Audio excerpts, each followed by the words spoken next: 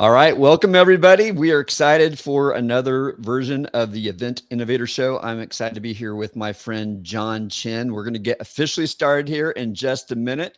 But if you are joining us live, we would love to know where you are joining us from. And John, where are you right now? Are you in Seattle or where are you today? I'm in Seattle. Look, I got the Space Needle. I got Mount Rainier. We're here in beautiful Seattle, and we're actually expecting sun. What a concept. Wow. Now, unlike Southern California and some of the places where it's burning up in Phoenix, I heard 100+ days of 100 degrees or more. Are you guys more comfortable than that? Or are you guys also burning up right now? Oh, no, it felt like summer was over. We had the rain. We had some fog. We've had some just cooler temperatures. And I bet some people in the country would like to be here right about now. Yeah, we're actually very comfortable here in Kansas. It's going to be maybe low 80s tomorrow, which for us is great this time of year. My daughter's having a wedding celebration and reception this weekend outdoors, and we were fearing it was going to be in the hundreds, but 82 is perfect. Oh, this is For us actually a this real time of time year. side note, Phil. Like, I think I found out I'm about to sign that I'm going to come to Wichita, Kansas. Hey, all right. Well, hopefully I'll be here when you're here. That would be amazing. Fly Yeah, across the street. yeah, that's how it works, right? Yeah, All right. Well, John, are you ready to get this show going? I was born ready, Phil.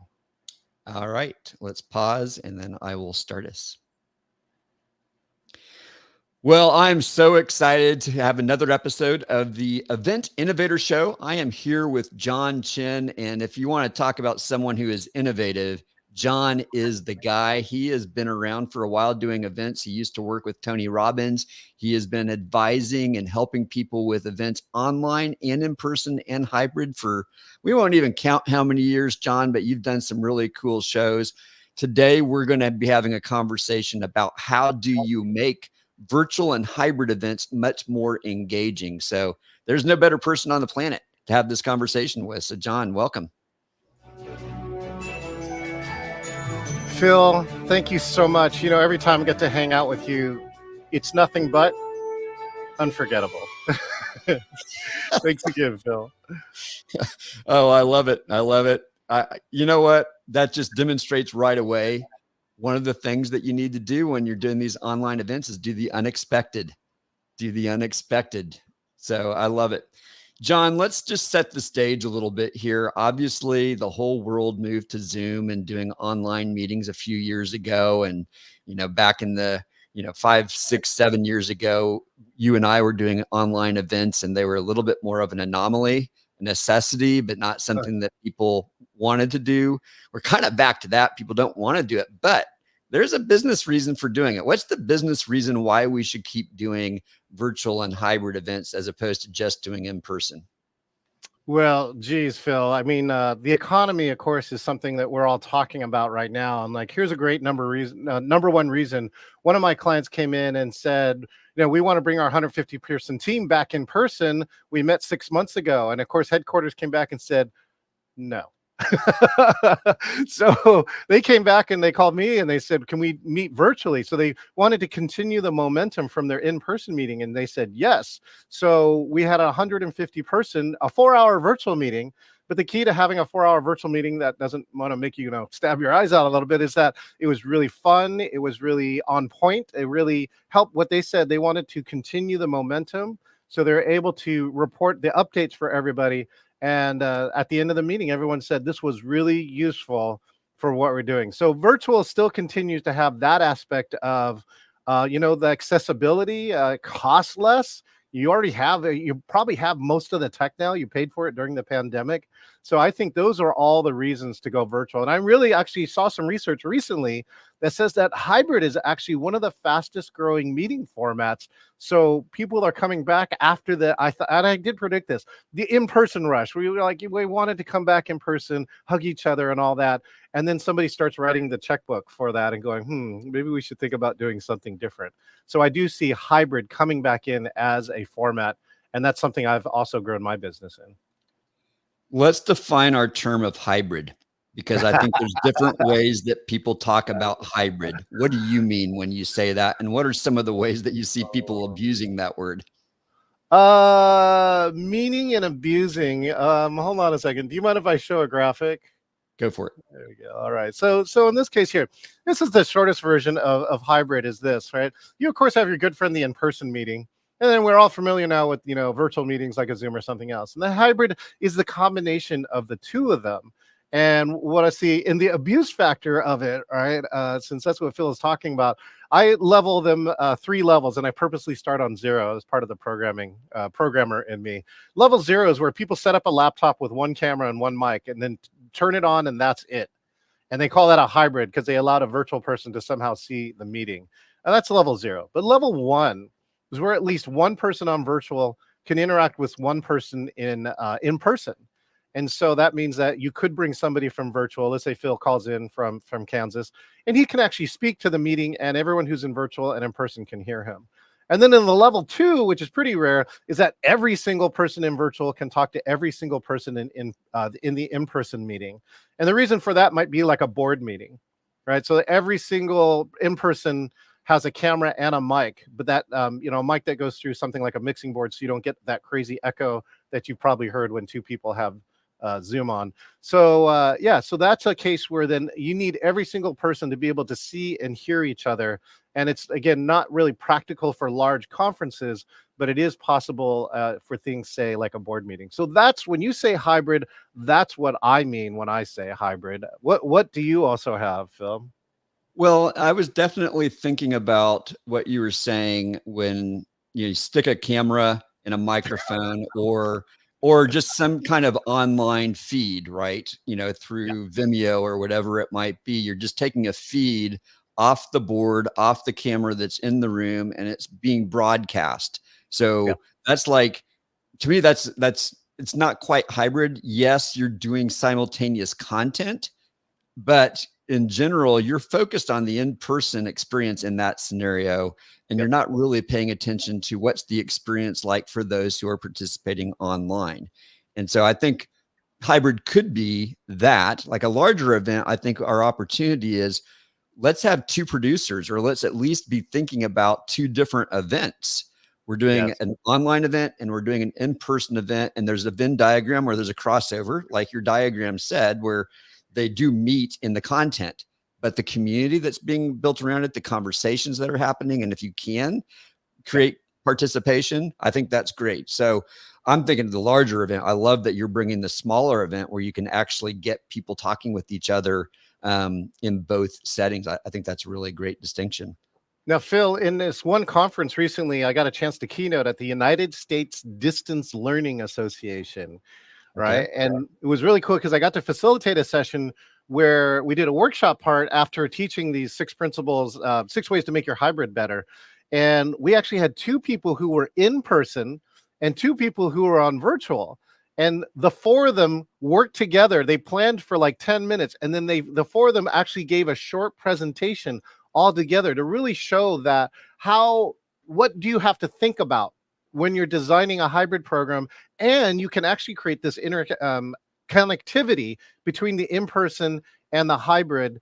And that's one of the things that's going to happen. In fact, coming up too, hopefully we can chat a link to it on September 10th. If you go to something called afternoonofhope.com, we're going to be having a 7-city hybrid that was pioneered by David Odie from Colorado.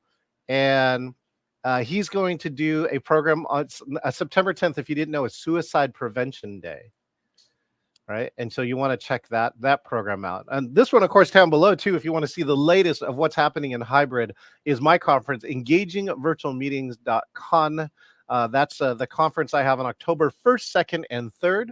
And so I've got a QR code for those who can get a phone and turn on your camera and shoot that, or you can just put it in your browser, engagingvirtualmeetings.com/CON for conference. We got a free ticket too for day 1, and I've got 3 Hall of Fame speakers, Phil. Now I know Phil has been on planning committee before, but he hasn't been privy to this year because he's been a little busy with his book and in his life, right, Phil? Well, I did see that you had some Hall of Fame speakers coming along. And by the way, I actually clicked the wrong button. Is that the right URL? Afternoon of Hope. Let me double check that is right, but I do believe Afternoon of Hope, that goes to the registration, and then look for the virtual registration. Or there are 3 locations that have pods. You can register for a pod in Denver, New York, and Baltimore. Yeah. Now, if someone listens to this after, mid-September, will they still be able to see an example there, or do you have something else that you would recommend they look at? Because this program is sponsored, that means that anyone can attend it free. We're live streaming it on possibly over 40 to 50 channels. Okay. I love that you're talking about that example because, like, are you familiar with the Global Leadership Summit? It's one of the A little largest bit. I have not attended. simultaneous events. I mean, I know Tony Robbins does things like this too, but I believe that particular event goes to at least 100 locations around the world during their in-person event, which is in Chicago, that they go to, people syndicate it essentially. Yes. That's a different kind of hybrid experience because you're not expecting to engage with what's happening in the Chicago location. It's all on the people in that local setting to set the tone for what's happening in that room, which is it's a whole different kind of hybrid, which is kind of interesting to think about. I don't know how many people in the listening audience are doing those types of multi-site events, but it is a type of event that you could be thinking about. If you go on Facebook, if you're streaming live on Facebook, LinkedIn, YouTube, and almost any other platform, at least all of them do present a chat. So there is at least that one level of there, but you can't come on. I can't bring your camera on. I can't talk to you is really the restriction there. But the chat quite often can be a highly engaging factor. I call it the second most engaging tool on virtual. The first one is this one, the camera and the mic, right? We turn it on, we talk, you listen to me. So yeah, that side conversation can be powerful. It can also be distracting, John. I've had people, and I'm sure that you have too, who say, hey, turn off the chat. I want to focus on what John's saying or whoever the speaker is. You get some people who I don't want to see the chat. It's taking my brain somewhere else, even though it's supposed to be part of the conversation. And we're saying, hey, we want you to be engaged. I don't know what % of the audience that is, John. Do you have any stats on that? I think it's in it is in the minority. It's probably 10 to 20%. And we do kind of like in my conference, we would give you a suggestion, right? A suggestion, which is like, hey, we invite you to engage inside the chat. But if you're one of those people where it's more distracting, we just tell you, just close it, right? And read the chat afterwards. So if you got like one of our VIP passes, you'll get the chat and you can actually follow the chat after the program when you could pay more attention to it. So we're really big advocates on the engagement part is like, what's right for you? And we'll give you some different ways so that, you don't have to be frustrated. You can actually be in charge of your own experience and make sure it's right exactly for you. I think that's an awesome tip that I think many of us forget to do up front when we're setting the stage for the event of, hey, we know you don't participate in these kinds of events in the same way. Some of you like to chat the entire time. Some of you feel bored if you're not multitasking. And some of you want to just be 100% here. Like our friend Liz Lathan, she literally says she's bored if she just sits and watches a screen for an hour. She has to be doing something else. So do you, right? Do you? Yeah, you do you is really one of our edicts around there. And if you find that you give choices, right, the odds are you can engage more people of diverse styles. And I love they that. appreciate it. Yeah, they appreciate the tip going, oh, I forgot. I didn't think about that. Here's a great one too, Phil. For our friends who like captions, right? We're getting older. Some of us like captions, right? But for instance, on Zoom, captions are basically free now, at least the automated ones. They're not perfect. But what most people don't know is you can actually grab the box with the captions and move it anywhere. So if I wanted to, I could actually move it under the speaker's face so I could read the captions while still seeing the expressions, right, or hand gestures of the speaker. And most people didn't know that. They're like, really? It's kind of like, again, they blow their mind when they get a suggestion like that and they move it and they're like, oh, that's really useful to be able to move the chat, anywhere on the screen that makes sense for them. So back to Troy. That's a great tip. What are some other things that you've done or seen done that make virtual and hybrid events more memorable, more impactful? My number one tip, Phil, I think is one, you should plan, right? Because if you don't plan, right, you become unforgettable in the wrong way, which is people are like, that was a train wreck. And one of the second parts that I've really seen over the last 5 years, Phil, all right, almost a great percentage, 80+% of the great unforgettable moments are things that happened unexpectedly. Mm. Right? Surprise. Here, I'll give you an example. What was one? Oh, okay. I was the MC for a program. I was interviewing the VP of sales. And so they gave me all these questions. I asked the questions, they answer. It's getting close to the end of this part.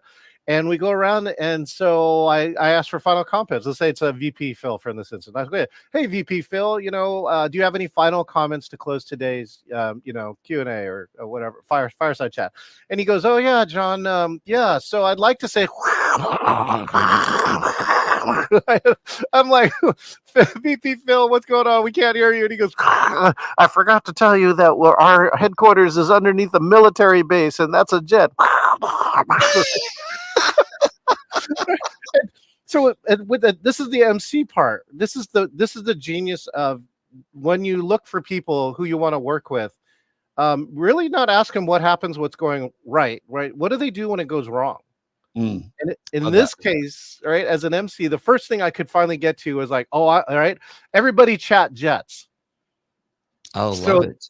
There were 425 stores, each having 20, 30 people, right? And all of a sudden the chat blew up, jets. And, there's some crafty people. So they started finding the emojis for jets or the text, pictures of jets. And so the chat is blowing up.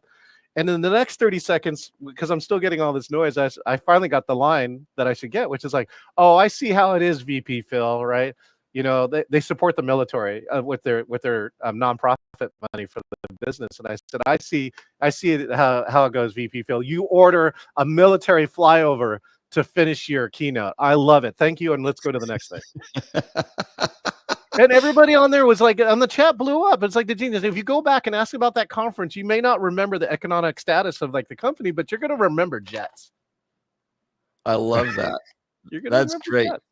Now, obviously it took you 30 seconds to get there, but if you hadn't prepared for the event and done this a few times as an event host, you probably never would have gotten there. And that could have been a train wreck. You could have been like, oh, this is so frustrating. And it could have shown on your face, and it could have been a miserable way to end it.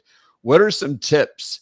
Well, I'm going to tell you one tip right now is you guys need to hire someone who is an experienced host, or if you've got someone on your team, make sure you have someone who's an experienced host who's dealt with stuff before and have some contingency planning. Like, I think that's one of the biggest lessons I've learned working with MCs, whether it's in person or online, is you've got to have contingency plans. You've got to thought about what could go wrong. That's a scenario you're not going to think about. Could that go wrong? But there are equivalents. There could be a power outage. There could be whatever that happens to that speaker. Their internet goes down, whatever it might be. You've got to have plans for that. So what are your thoughts though, beyond hire someone like you? But beyond that, what would you say? Well, that's kind of good to great, right? Get the right people on the bus in the different roles that you have. I think that's such an important part. And I think that having people who, test their improv ability, right? Maybe during a rehearsal, especially because a lot of people pick an MC who's like, they're personable and they're in the industry, but they're not professional MCs. So if something goes off script, they're not necessarily sure what to do. Yep. All right. So you can prepare some things, but I can share with you too, like in the overall piece too, Phil, I think that goals and roles is the two most important things to do to form when you're forming an event, right? An event is usually a team. It usually takes more than one person to really put on a big event. And this is why you build relationships all through, and you get very clear about, number one, here's the overarching goal, right, for this program, so that people can, when they're making decisions all the time, saying, am I supporting the goal or not making the goal, right? It's like, is this hurting the goal or helping the goal? And then the second one is giving specific roles. And so here's a great example is that we had a conference and it was like May of 2020 and nobody knew what the heck to do. And they just took this in-person conference and said, let's go virtual. And I talked to the team. They had all these volunteers because this is the conference too. You'll love this, Phil, especially since your book was just printed recently in Chinese. Congratulations.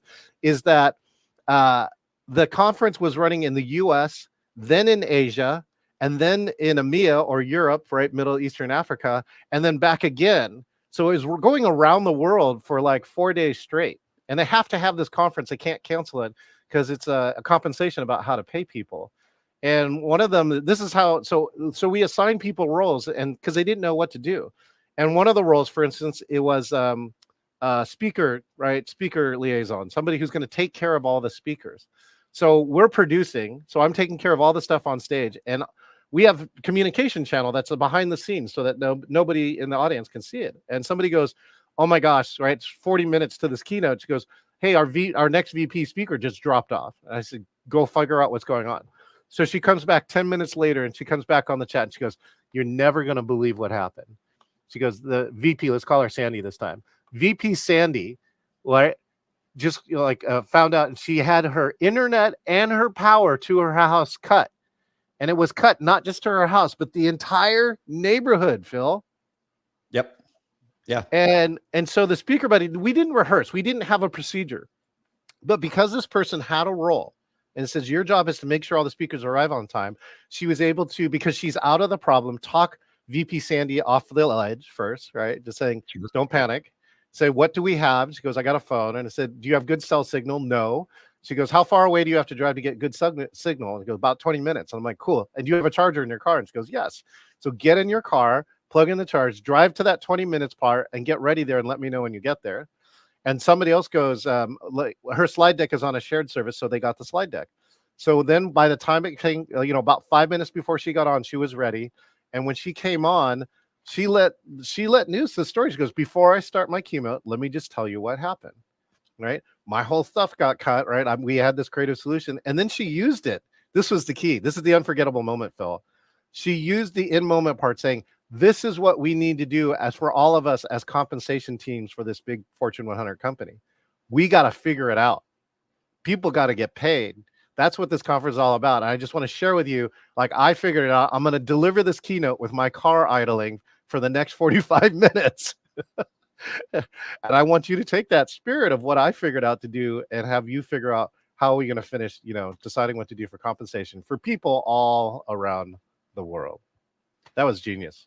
That's amazing. It reminds me, we were doing something similar. I think it was May or June of 2020. And we had pivoted and we were doing an online event. And one of our speakers was in San Diego and had the exact same thing happen. Literally, the power grid went out in her neighborhood and it was intermittent. And we're like, we don't know how long she's going to be gone. Is she going to be back in a minute? Is it going to be 5 minutes? And she was in and out a couple of times. And I had already played my saxophone during this event as like a warm-up thing. So people were like chatting, Phil, you should just pull your sax out. And I'm like, no, because she's going to be back any second. That just doesn't feel right. Well, what ended up happening is I said, okay, we got through that session and it was okay. But after that, I said, you know what? I'm going to have my horn ready. Because if it happens again, and it did, it happened 2 more times during that week. And I was ready to go. And people loved it. It's like, hey, this is almost just an improv moment and, create a little bit of peace, a little bit of connection, a little bit of community. We learned from the lesson. I think it's a great lesson about events is you never know what's going to go wrong.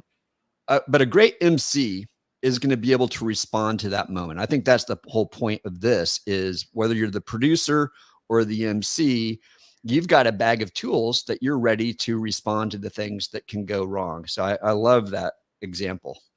What I think makes it, Phil, what I think that makes it unforgettable too is people, because of the mistake, they realize this is real. This is not pre-recorded. This is live. And I really also over the last 5 years have gotten this sense that sense of authenticity is so important now to the viewers, because otherwise they would sit home and watch a movie going, why did you schedule me to be here? Just send me the video and let me watch it on my own time. But this is a live moment. And that gets us back to the value of live. And I think that's one of the keys to the unforgettable is knowing that was an authentic live moment. I know one of the things you're big on is engagement and creating meaningful and deep engagement.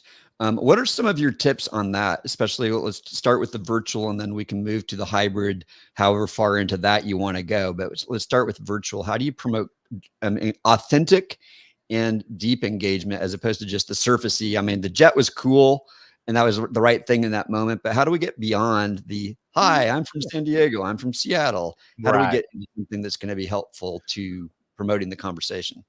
Well, I think there are two key words, right? And that's, well, and so this goes around. Before I started producing as many virtual meetings as I've done, I spent my last 28 years doing team building. Right? And so have you ever read Google's research called Project Aristotle? I have not. What? No. Oh, Phil, you got to read this because you got to add a new chapter in your book. Okay. Because they did all this research, 18 months, right? Spent a lot of money researching all their highest performing teams. They have these radically different teams that build their schedule, hit their milestone, ship on time. And then there's these other teams. They're wild, very crazy cowboys and cowgirls, and they look like they're going to crash, and they ship a miracle at the end. And at Google, these are both high performing teams. And they're like, what do these teams have in common? Is it the office you put them in? Is it the leader? Is it the composition of the team? Is it how much you pay them? Is it the furniture you buy them? Turns out it's none of those things, Phil. They came up with 5 things, and you can go read the research for the other 4. But the top one is psychological safety. Yes. And what I tell people is, what psychological safety is the thing I start to build as soon as you meet me in the square or rectangle or whatever you want to shape you want to call it, right? Yeah, there we go, rectangle, right? And so in psychological safety, it allows one is there's multitude of ways to build this. So there's no one way, but you have it right when somebody feels safe taking a risk in front of their peers or their teammates. And I the best recursive example I've ever had, Phil, is we had a very good friend, and in the middle of my conference during a break, where we had a 15-minute break, and during that time on virtual, we allow people to chat, right? Just to like talk to each other, open-ended. There's no instruction. And she finally chimed in, and she goes, you all keep talking about this psychological safety thing. What the hell is it? And it's this recursive example, right? Because she felt safe enough to take a risk, right? To quote unquote look stupid, going, I don't know what psychological safety is, because she felt safe. Wow. And I think that's the key. And so we actually, we took time to explain it to her. And she felt more safe with that because people were kind to her. Right now, if somebody comes around and says, God, that's a dumb question, Phil, right? You crush psychological safety. And you're like, I'm never going to ask another question in this virtual again. Yeah. And so you have all these great ideas and things like that. But because they don't feel safe, you never get deeper. You never get past this, hi, I'm Phil level of niceness. That's interesting. If we go back to what we talked about early in this conversation with the person who doesn't want to see the chat, if you make them feel less than, like they're not, their way of participating isn't valid. Like, hey, this is the way we do events. The chat is an essential part of this. And the fact that you don't want to see it means you're not getting the value. If you even communicate that non-verbally, you're not going to make them feel safe. But what you said is give them choice. There are 3, there's 5, whatever ways there are that you can choose to participate in this moment. We want you to choose that. Now you're feeling like, oh, I can be me. And I can do this the way that best serves me. And so I think that's so beautifully said. And I think that's cool. I think you said there's 2 things. Psychological safety is one. I think you said there was another thing. Oh, geez, there's 5. There's like 5 things in this research. If you not in the research, but you said like things that you pay attention to when you're trying to create deep engagement. What's another one that you think about? Okay, so psychological safety. I think the second one then is you really have to, going back to this engagement, engage the audience. I mean, you have to demonstrate that you're listening to the audience at different times. So there's nothing worse to me than somebody says, this is going to be an experiential 60-minute keynote. And then I start reading slides for 60 minutes. Right. I've had this happen in my real life. And so we all have, right? We all have. Like, don't do it. So here's one of my principles too, Phil. You'll love this principle, is that I allocate sometimes up to half of my keynote time or presentation time for the audience to talk, right? Because it's impossible for Phil to be disengaged when he's spotlighted with me or we're talking, in an audience, right? Absolutely. He's got it, right? You would look weird, right? Phil's going, I got to take this text, right? And everyone's going to judge you going, that was weird, Phil, right? Yeah. So So I talk to the audience all the time, as much as possible. That's why I look for it. Like, I don't like Zoom webinar because I can't see you, and it's different. I have to put extra steps for you to talk. Why put the barrier in there, right? Right. And why don't I give you the choice? And if you want to raise your hand, you have something to say, I'm going to listen to that, and I'm going to make time for that. And I'm going to let it sometimes change. And as a speaker, there's kind of a selfish part too, which is like, maybe I've given this talk 400 times and I never get bored of it, because when I engage the audience, they bring up a different point. And so now every presentation is different. It's still going to teach whatever, my 6 core things. And I'm going to get a different view or a different tip from it because I got something from the audience. And that's, again, going to make it a real-time experience versus we could have just been watching this pre-recorded as a Netflix series, and what I'm thinking and experiencing isn't all that valid. I love that. So there's 2 tips. Do you have another one? It sounds like you've got a whole pocket full of tips. What is it? Oh, somebody, Lux has a cool tool called streamalive.com, and he gave me an article that says, why you should ask a question every 5 minutes or so. And that's kind of related, right? When I design a session or whatever, some kind of presentation, Phil, I'm looking through those blocks, and John Medina, who's here in Seattle at University of Washington, affectionately known as UW if you're a local, is that he wrote a book called Brain Rules. And he revalidated this research too, Phil. He says at 9 minutes and 59 seconds, the human brain checks out. What? Sorry, I was on a break. Did you say something? 9 minutes. Phil, what would have to happen for you to be fully present with me? Yes. Hey, that's a question. So, what would it take for me to be fully present with you? Yeah.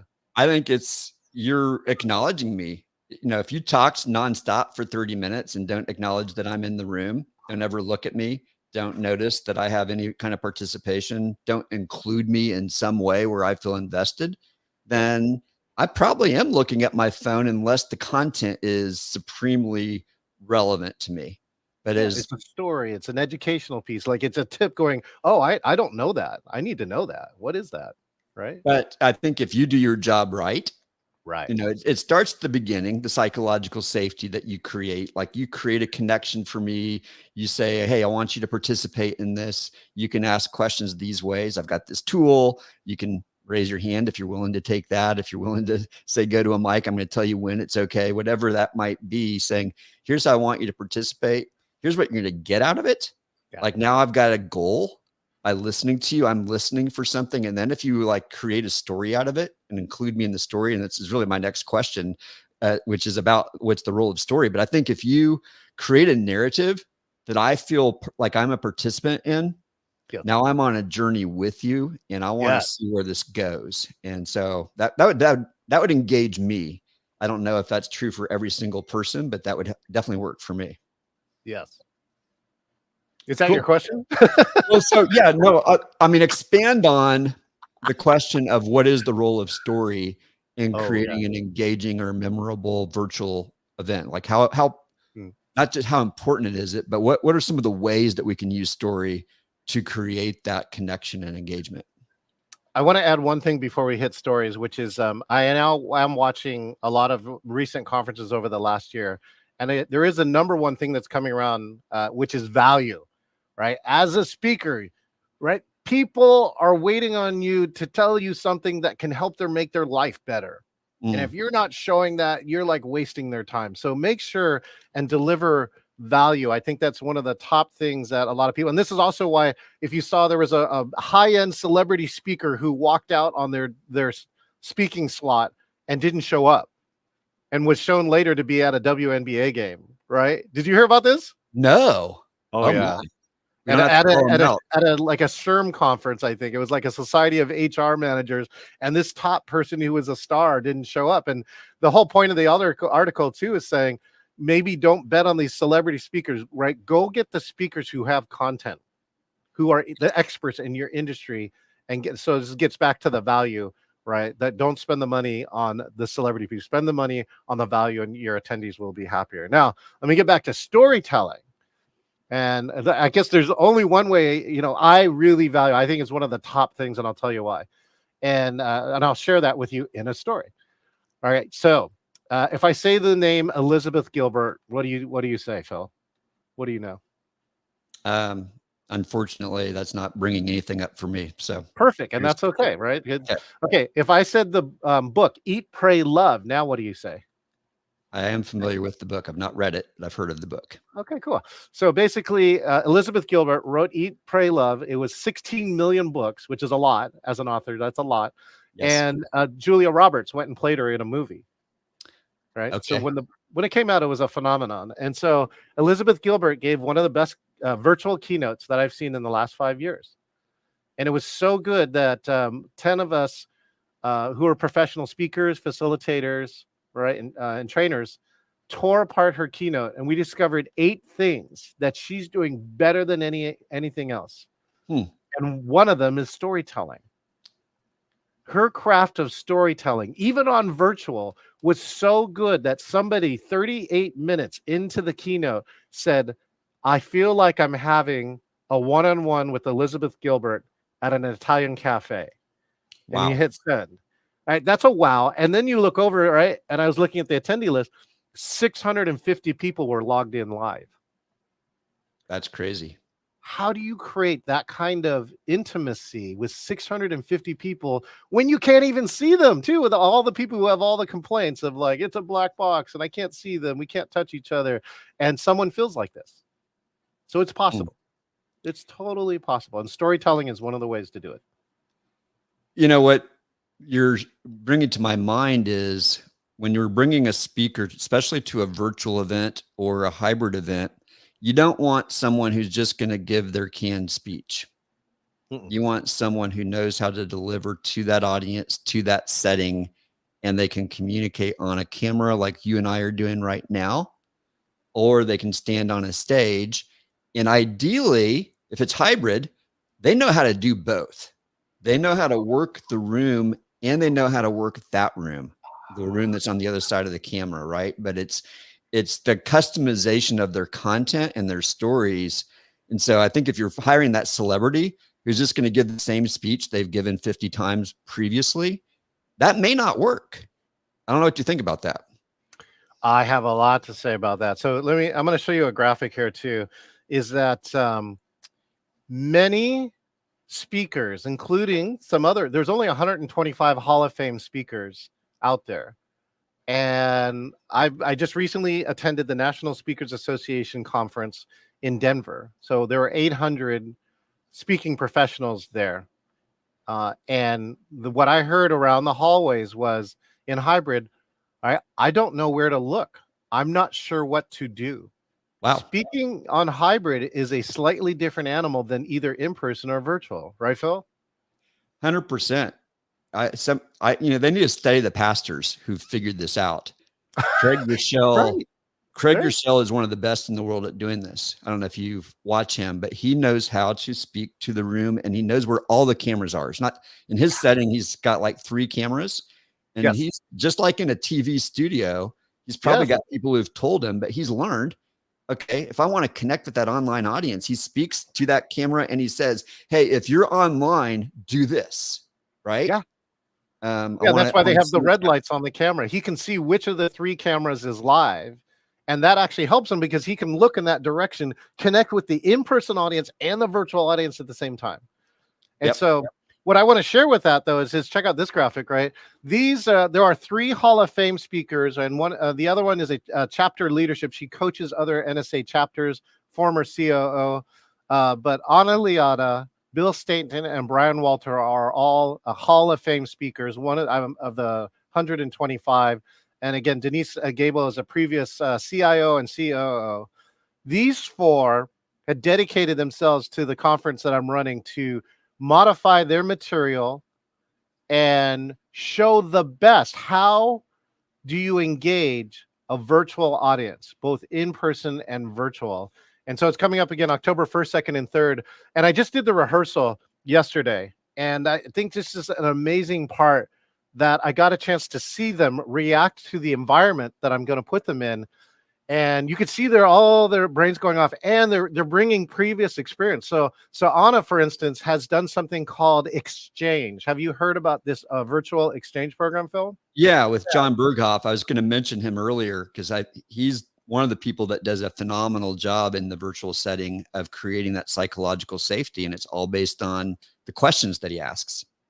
And so Anna is part of that program. She has presented multiple times and has really mastered some virtual and hybrid techniques that I haven't seen before. And so she's actually going to lead all of day 2. The funny part is we have a free ticket for day 1, but Anna came back and told me 2 parts. One is that she has to have a level of psychological safety, so we can't live stream day 2. That's an interesting piece, right? So it's only for the people who are in person and in Zoom, but not or live in Zoom.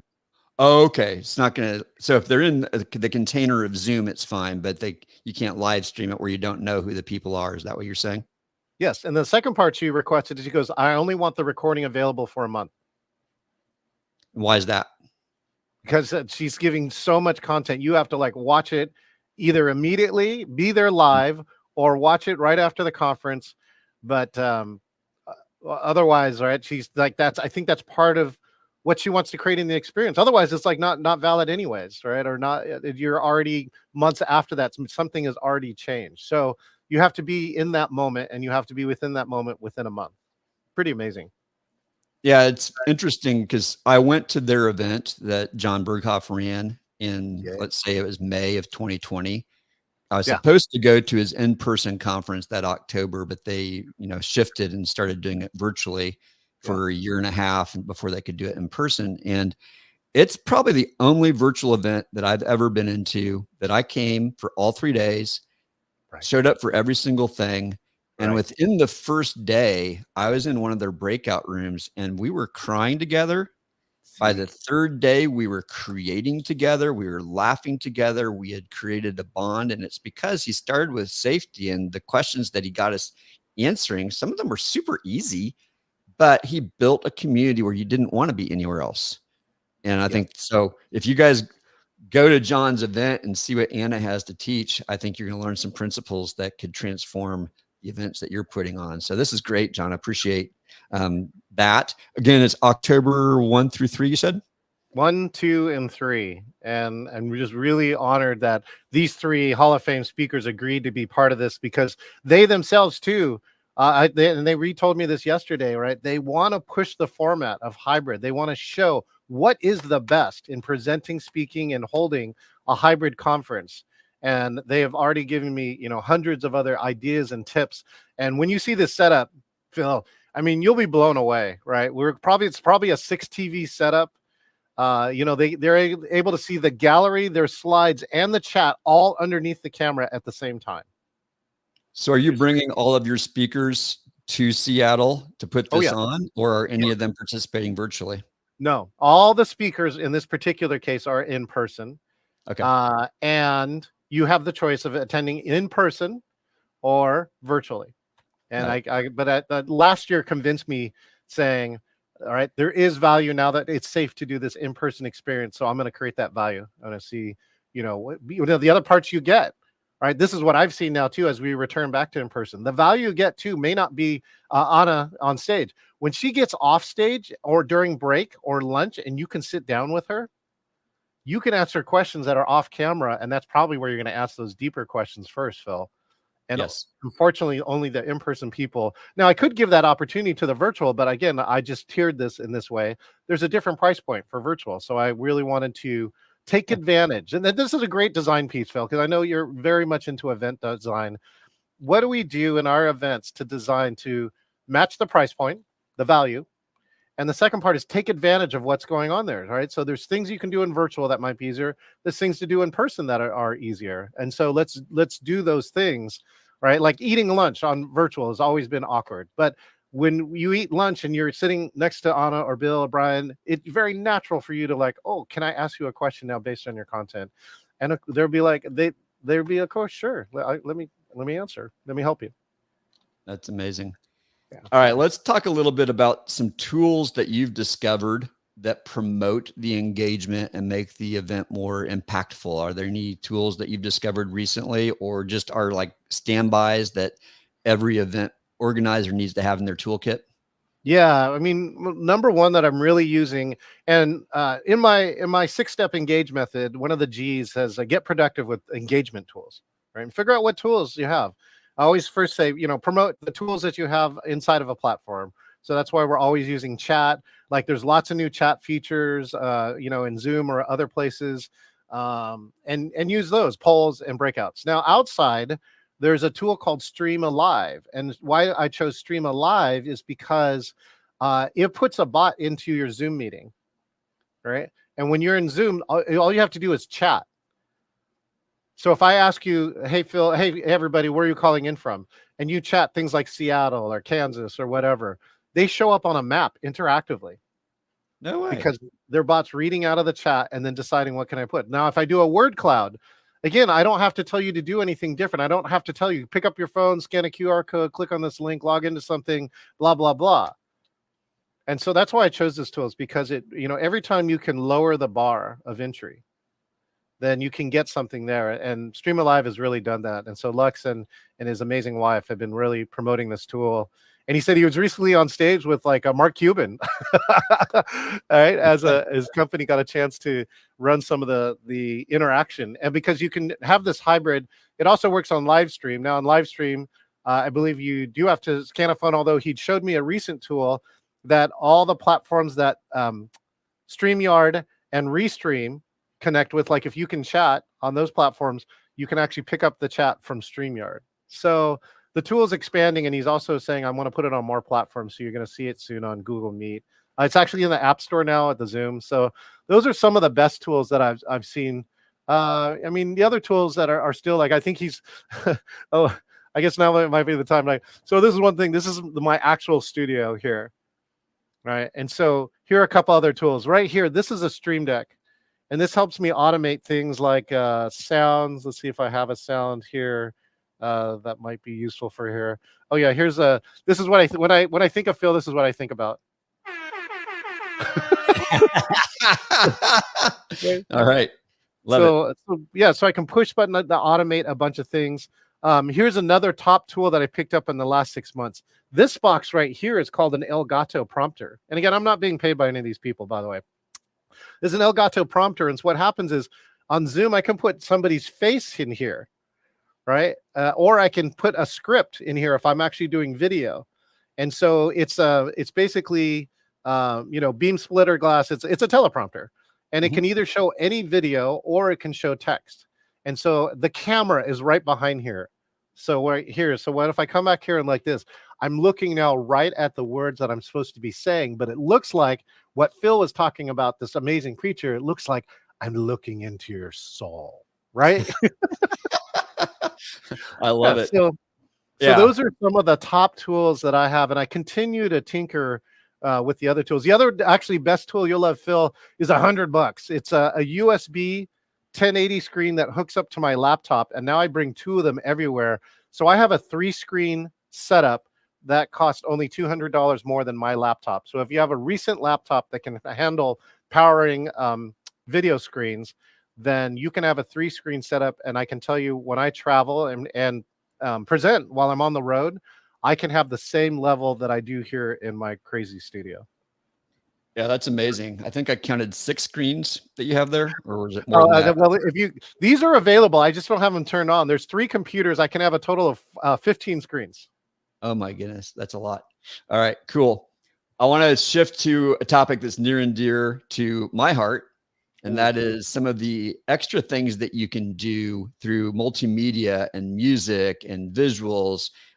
What are some of the things that you've done that enhance the experience?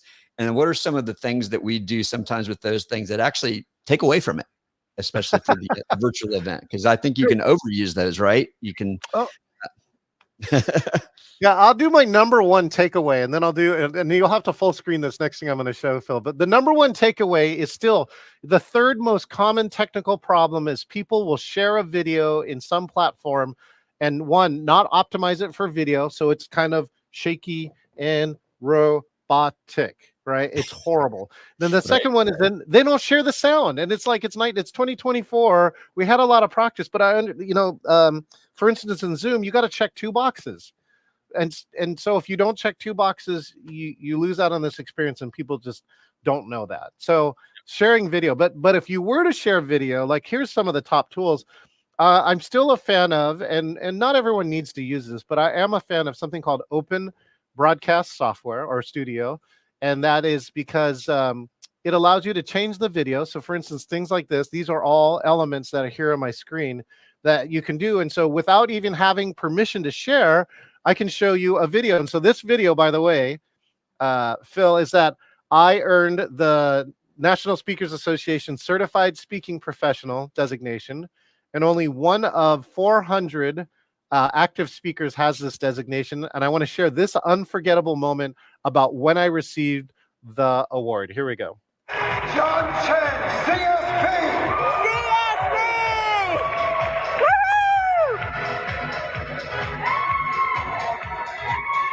Woohoo! Wait for it. Here we go.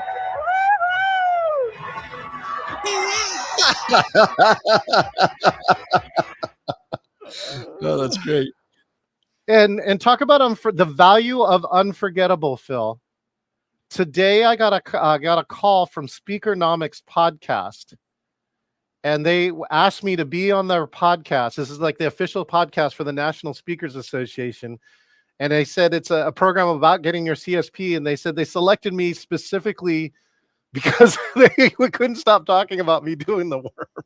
I was going to say that's share-worthy, right? That's memorable. Yeah. Now, did you decide to do that in the moment, or had you decided to do that in advance? Oh, I did that way in advance. I've been planning that for years. Okay. All right. So you've been But practicing. the metal part, I had to improv. I'm like, man, if I take this this is fun, Phil, right? This is like you can turn an unforgettable moment into an embarrassing moment if you don't remember the details. And so there's this metal, and it's metal. It's like a physical metal. And if I don't tuck it in my shirt and I do the worm, it's probably going to do this. Oh yeah. Palm, face palm, metal palm, metal palm. So that was a drop the metal into the shirt, and people appreciated that. They're like, that was a good attention to detail. I appreciate that. Yeah. No, and those are the kinds of things that you've got to think about. John, you and I could probably have this conversation for half a day or a day. I want to give you a chance to maybe give one final tip. Like, what's something? Let's talk about a pet peeve you have. What's something that you see many event organizers who are in the online or virtual or hybrid space, doesn't matter which one you pick, what's something that they do that you know that if they fixed it could have a profound impact on their event? Oh geez, which one? Profound impact. Well, know what you want. I mean, really decide. Some of us forget. We go like, you have to have a conference. But you don't ask the question, which is, what do you want? Or what do you want your attendees to want? Right? Mm-hmm. What do they want? And design around that. And things like, and then design around that, which is like, if you know a speaker is going to keynote for 60 minutes and not engage the audience, either make some suggestions to do that, or if that's the way that speaker is, I don't necessarily want everyone to change, but know that you put some engagement points around it, like before and afterwards. And so I just think like, because I really do. That pet peeve is to just, my other pet peeve is when somebody asks you to do something and then they don't do anything with it. Oh, yes. You know what I mean? Right. Like, chat me your deepest, darkest secret. I chat you, clowns or something, right? And then you don't come back to it. Like, why did you make me do that? Right. But if you come back and you're saying, now we're talking about your darkest, deepest secret. Now let's talk about, transforming that. Right. How can you take your darkest, deepest secret and maybe overcome the fear or something else? So, don't ask me to do something unless you're going to use it. You're going to have meaning to it later. And if you do that, then I think that's the amazing presentation. I think that's the other part too, Phil. Many people design for the lowest bar, which is like, how am I going to get through this? How am I going to survive? As opposed to, how can I create an unforgettable moment in this conference? Right? And it's got to be somewhere, and maybe there's multiple opportunities for it. So I think that if you listen to the question you're asking about your conference, listen to it carefully. And if it sounds something like, how am I going to survive? Immediately change that question. And I think your whole design will change. Your whole event will change. I love that. You know, you're talking about make sure you don't ask people for something and you don't respond. Yeah. So earlier today, I asked for a little bit of feedback on a LinkedIn post, and you took the bait and you came up with 20 common phrases that people might use to talk about their frustration with conference engagement, like very relevant. I'll just read a couple that you came up with the help of AI. Like, why does this feel like a waste of time? I could have just read the slides. Is anyone really paying attention? When's this going to end? Blah, blah, blah, blah, blah, blah, blah. Well, I couldn't leave it alone. So I went to my friend, Claude, and I said, hey, I need your help to respond to my friend John here, because I can't be outdone. And I said, take these 20 things and give me a snarky response. And so here's the response I got. Wow, it's almost like attendees don't enjoy spending their valuable time zoning out, feeling invisible, and wondering if they could have just read the slides at home in their pajamas. Who knew people actually want to learn something, contribute to the conversation, and dare I say, stay awake during an event? Shocking, right? Well, let's face it. If your attendees are more focused on their to-do list than your content, you've got bigger problems than just boring slides. See, Phil, that's, this is the whole point. Like, by myself, I could never generate this conversation, but this is the fun part. This is the unforgettable parts, is when, two people go at it. Actually, there's a side note. This is a bonus tip, Phil. Sometimes a controversy, I think, is engaging. Yeah. And so sometimes you should pick a fight during an event, not a real fight, but I'm just saying finding things that people have different views on that they're really passionate about.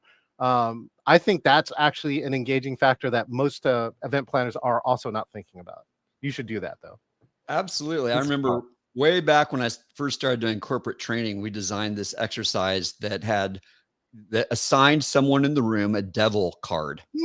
And their job was to be devil's advocate during the training session. So everyone else got an angel card, like we handed out cards to everybody and said, if you got a devil's card, you have permission in a reasonable, civil way to be the contrarian. And people loved it. They're like, oh, I have permission to disagree and to say something that, people might not agree with. So I love that you said that. John, you may not know, or you might know, I always end these podcasts with my signature sign off, which is where I pull out my saxophone and I play a brief response to the conversation. But to get there, I need you to give me 3 words, one of them being an emotional word that kind of encapsulate what you're thinking about as this conversation is ending. Engagement. Okay. Fascinated. Ooh, okay. Astounding. All right. Engagement, fascinating, astounding. All right. And you're a bit of a musician, right? I am. I play guitar. I'm actually also known as KJ John Chen, as the karaoke jockey. All right. That's right. So I'll ask you to give me a key or a note name as a starting reference. Dude, it's Chen. That's got to be Charlie. It's got to be C. Got to be C. Okay. And if you're thinking about those 3 words, it sounds like it's probably got a bit more of a major feel to it versus a minor feel. Would you agree? Yeah. Oh, of course. We got to go major. Okay. All right. We got to go major, but it's also got to have a little bit of that fantasy, fantastic in there and astounding. So, all right, here we go. This will be my response to our conversation.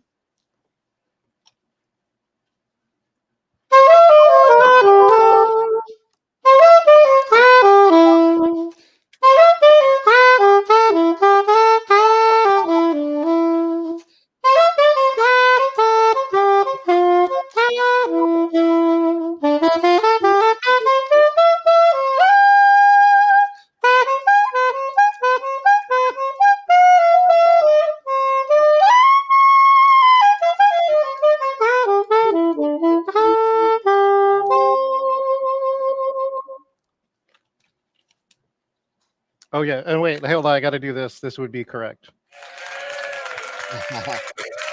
Now, I think we forgot to turn off the echo cancellation, so I may have to go re-record it for the podcast because we had some echoing going on, but that's all right.